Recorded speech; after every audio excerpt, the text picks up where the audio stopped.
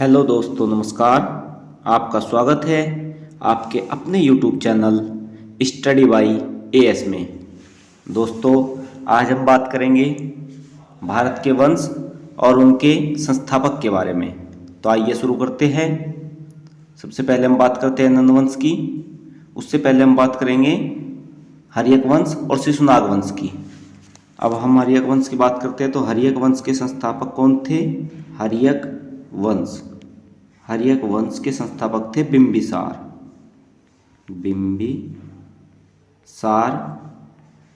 हर्यक वंश के संस्थापक थे।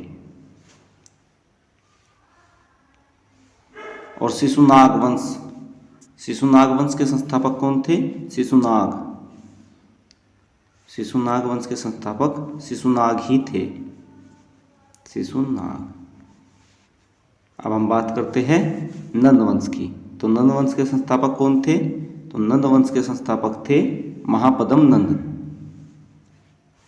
नंद वंश के संस्थापक महापद्म नंद और इनकी राजधानी थी पाटलिपुत्र और स्थापना हुई थी 362 ईसा पूर्व में। नंद वंश के अंतिम शासक जो थे वो थे घनानंद। अंतिम शासक कौन थे? घनानंद के समय में ही सिकंदर ने भारत पर आक्रमण किया था और घनानंद को ही हरा करके चंद्रगुप्त मौर्य ने चाणक्य की सहायता से मौर्य वंश की स्थापना की थी।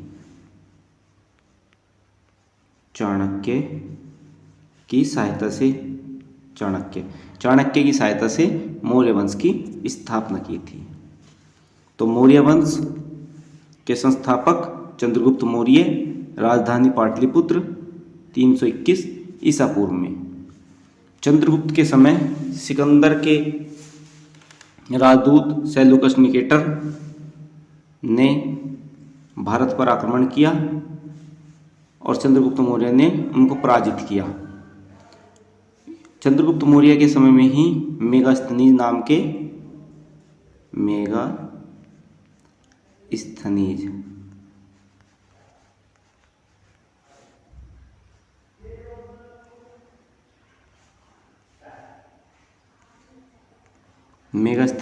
के इतिहासकार भारत में आए थे।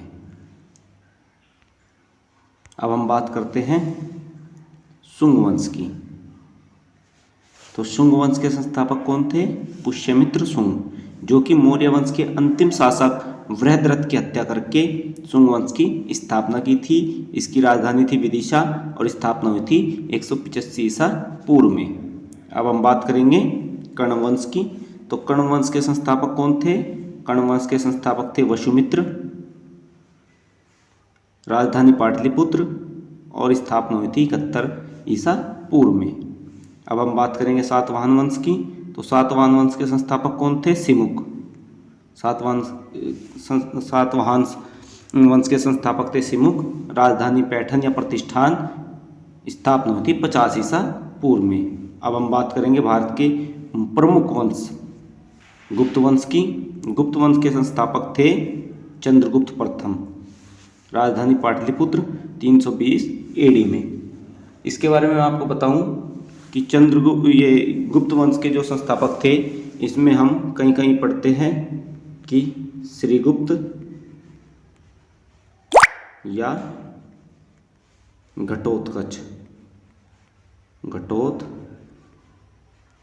गुप्त भी गुप्त वंश के संस्थापक माने जाते हैं। अगर इनमें से कोई भी ऑप्शन में है तो हम इनको लगाएंगे, अदरवाइज हम चंद्रगुप्त प्रथम ही करेक्ट आंसर लगाएंगे। चंद्रगुप्त प्रथम जो थे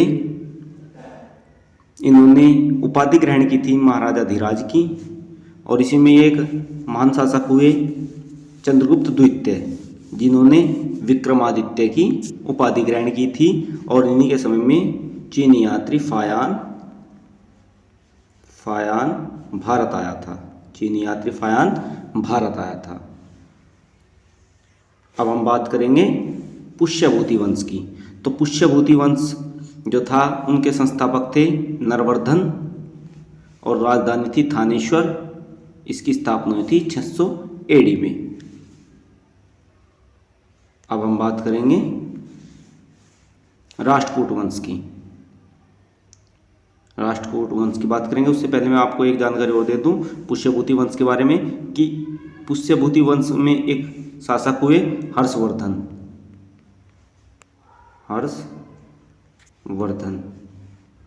हर्षवर्धन के समय में ही चीनी यात्री